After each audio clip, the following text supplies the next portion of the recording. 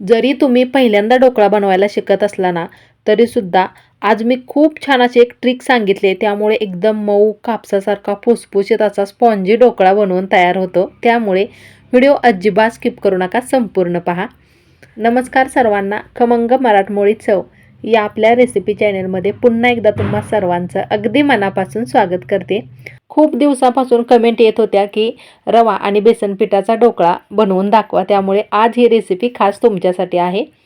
तर इथे यासाठी मी 1 वाटी बारीक रवा घेतला आणि त्यानंतर 1 वाटीभर बेसन पीठ घेतलेलं आहे.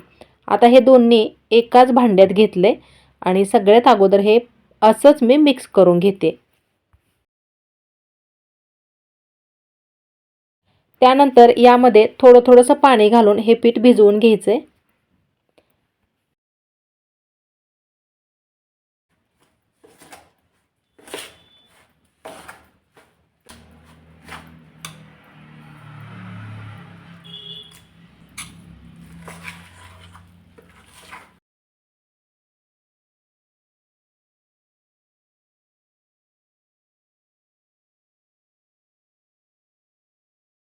चवीनुसार मीठ वापरायचे.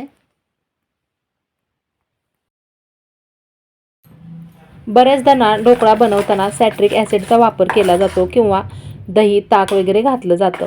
पण आज मी दही, ताक, सॅट्रिक ॲसिड किंवा इनो न वापरता तरीसुद्धा खूप छान असा स्पॉन्जी ढोकळा तुम्हाला मी बनवून दाखवते. तर याला आंबूसपणा येण्यासाठी दह्याऐवजी इथे मी लिंबू रस वापरते. तर एक मोठ्या साईजचं लिंबू घेतलेला आहे. एका लिंबाचा रस याला पुरेसा होतो.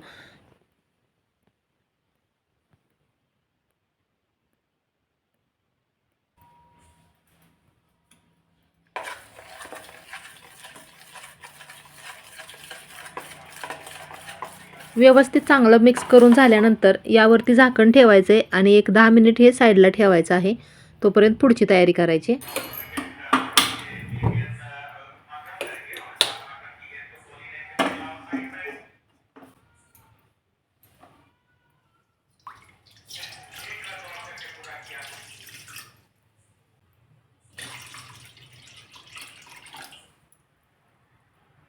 गॅसवरती एका कढईमध्ये 2 ग्लास पाणी मी गरम करण्यासाठी ठेवले आणि त्यावरती व्यवस्थित बसेल असं एक स्टीलचं ताट ठेवायचे. 1 चमचाभर तेल त्या ताटाला पसरवून असं लावून घ्यायचे.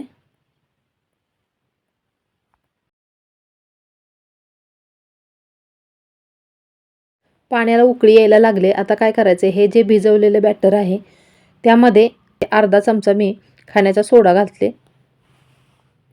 अगदी थोडंसं त्यावरती पाणी घालायचं आहे, सोडा ॲक्टिवेट होतो पटकन.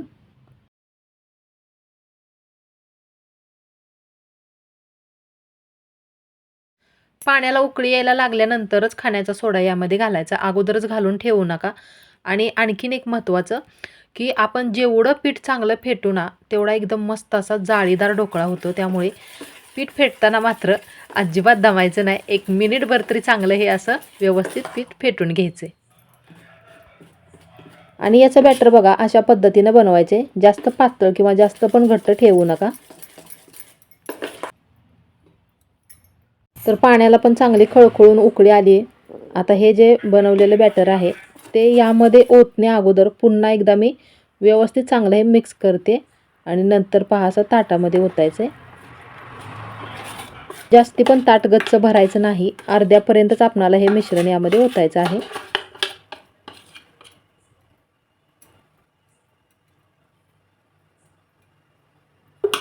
तर यावरती झाकण ठेवून चांगलं एक 10 मिनिटं हे वाफवून घ्यायचे.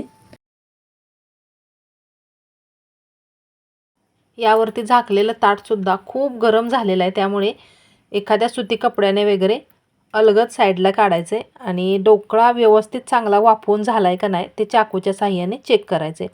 तर एकदम क्लीन चाकू निघाला की ओळखायचं की ढोकळा चांगला व्यवस्थित परफेक्ट असा शिजलेला आहे. आणि चाकूला जर थोडंफार चिटकून राहिलं तर मग अजून थोडा वेळ झाकण ठेवून ठेवायचं आहे. गॅस मी बंद केलेला आहे आणि आता यामधलं जे उकळलेलं पाणी आहे ते सुद्धा पुढे आपणाला लागणार आहे, म्हणून एका भांड्यामध्ये हे काढून घ्यायचे.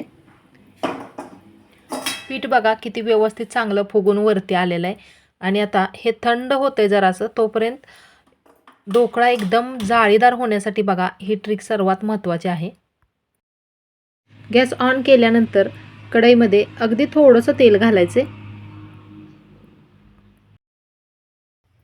तेल कडकडीत तापल्यानंतर त्यामध्ये 1 चमचाभर मोहरी घातली, हिरव्या मिरचीचे काप,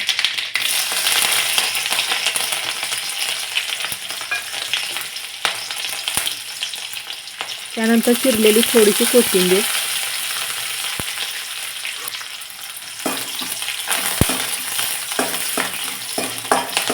कढईमधलं मगाचं जे उकळलेलं पाणी आहे ते पाणी यामध्ये घालायचं।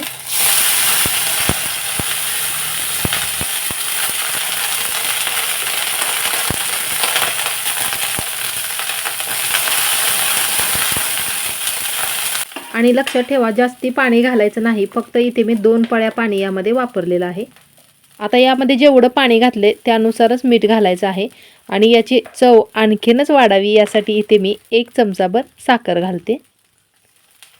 थोडीशी आंबट गोड चव मस्त लागते एकदम। गॅसची फ्लेम कमीच ठेवलेली आहे आणि आता तोपर्यंत त्याचे काप करून घ्यायचेत। बऱ्याचदा बघा, रवा ढोकळा किंवा मिक्स असा ढोकळा आपण बनवला ना, थोडासा कठीण आल्यासारखं वाटतं, म्हणावा असा एकदम फुसफुशीत ढोकळा होत नाही। तर त्यासाठी आता मी जे पाणी फोडणीचं बनवलेलं आहे त्याला चांगली उकळी आल्यानंतर हे गरम गरम असतानाच यावरती घालायचं आहे।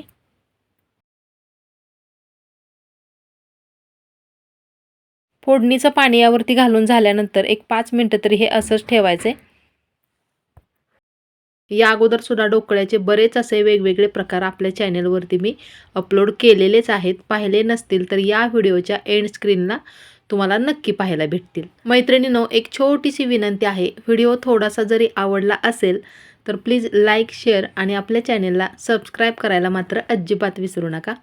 तर आता वरून मी थोडीशी कच्ची कोथिंबीर घालते। एकदम मस्त असा गरमागरम कापसासारखा मऊ लुसलुशीत असा ढोकळा आपला तयार झालेला आहे।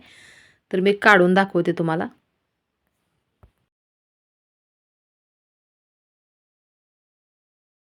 तर याला जाळी किती छान आली बघा, एकदम स्पॉन्जी झालाय। अगदी सहज कोणीही बनवेल एवढी सोप्यात सोपी रेसिपी आहे। माझ्या चॅनलवरती तुम्हाला नवीन जुन्या पारंपरिक अशा बऱ्याच वेगवेगळ्या प्रकारच्या रेसिपीज नक्कीच पाहायला भेटतील। त्यामुळे वाट कसली बघताय, चला तर पटकन मग आपल्या चॅनलला सबस्क्राईब करा। लवकरच भेटते मी तुम्हाला अशीच नवीन एखादी छानशी वेगळी रेसिपी घेऊन पुढच्या व्हिडिओमध्ये। रेसिपी संपूर्ण पाहिल्याबद्दल खूप खूप मनापासून धन्यवाद।